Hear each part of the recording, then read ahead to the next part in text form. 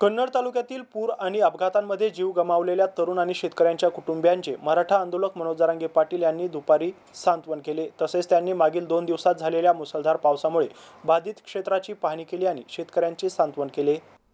लव्हाळी येथे शिवना नदीपात्रात बुडून मृत्यू झालेले भारत रावसाहेब दगडे तसेच गाडा नाल्यात वाहून गेलेले शेतकरी मदन झबू राठोड, हातनूर येथील अपघाती मृत्यू झालेले विशाल भाऊसाहेब परांडे यांच्या कुटुंबियांची जरांगे पाटील यांनी भेट घेतली आहे। यावेळी भारत दगडे यांच्या मुलाच्या अर्जुन आणि दीपाली दगडे यांच्या उच्च शिक्षणाची जबाबदारी श्री छत्रपती शिवाजी शिक्षण प्रसारक मंडळ स्वीकारेल असं जाहीर केलंय। यावर संस्थेचे कोषाध्यक्ष बाबासाहेब मोहिते यांनी तात्काळ होकार दिलाय। या दौऱ्यात सुरेश वाकडे यांच्यासह शेकडो मराठा बांधव सहभागी झाले होते। यावेळी एमआयएमच्या वतीने जरांगे पाटील यांचा सत्कार करण्यात आला। तसेच महिला भगिनी आणि मुलींनी त्यांचे पूजन केले। यावेळी जरांगे पाटील यांचे समर्थक किरण मगर यांचाही सत्कार करण्यात आलाय। यावेळी शेलगाव येथील समस्त मराठा समाज बांधव, मुस्लिम समाज बांधव आणि गावकरी मोठ्या संख्येने उपस्थित होते। यावेळी कन्नड तालुक्यातील ठिकठिकाणी नुकसान झालेल्या शेतकऱ्यांच्या पिकांची त्यांनी पाहणी केली आहे। Devidas Thorat, MC news, Nachanvel, Kannada.